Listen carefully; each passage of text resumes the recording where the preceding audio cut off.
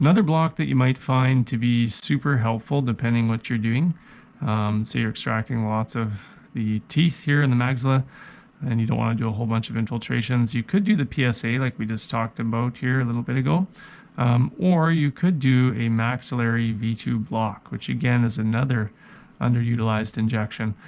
It's essentially a PSA block, only the needle penetration is a bit deeper. So you're basically all the same principles. So have the patient open a little bit, have them shift over this way with the lower jaw, and you can see again how nicely that opens up back there. Put the mirror in, kind of back behind. You can palpate again with a cotton swab, feel for the zygoma, slide back until you kind of sink down. That again is close to your entry point, so that's kind of where you want to be. Now again, this patient's really good for access. Sometimes people are going to be a little trickier to get back in there depending on their anatomy. So what we'll be doing again is we'll be going on our 45, so 45 inward, upward, and backward, and we're going to be inserting to a depth of about anywhere, say 28 to 30 millimeters. So it kind of again depends on the patient, and what you're aiming for is that pterygopalatine fossa, so you want to get up into that region. Now when you're injecting, again as we talked about in the video on this, the tabletop demo, if you're hitting bone prematurely and you're not at the depth, you likely want to reorient your needle. So you're going to have to withdraw again. Don't reorient while you're in the tissues. Make sure you withdraw and then reorient yourself.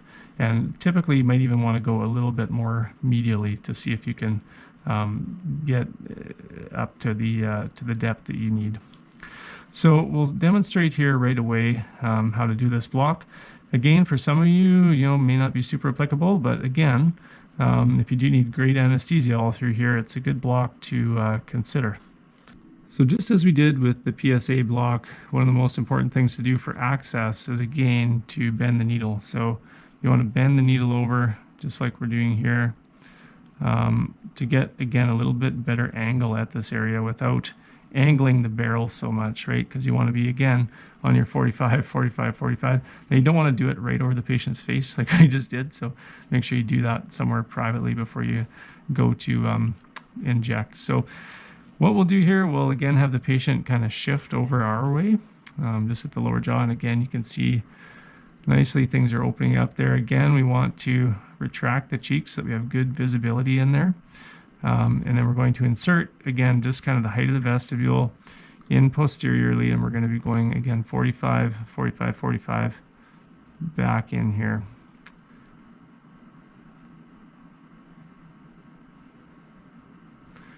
So again, there might be times where you're going to contact bone a little bit too soon.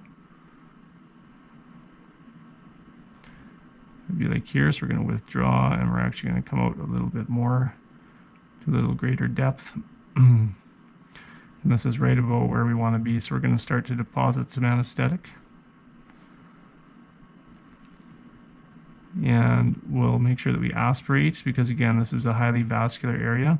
This is actually one of the injections that's most likely to produce a hematoma. So you do have to be aware of that, and if that happens, you want to apply good pressure up in the vestibule back there, good sustained pressure.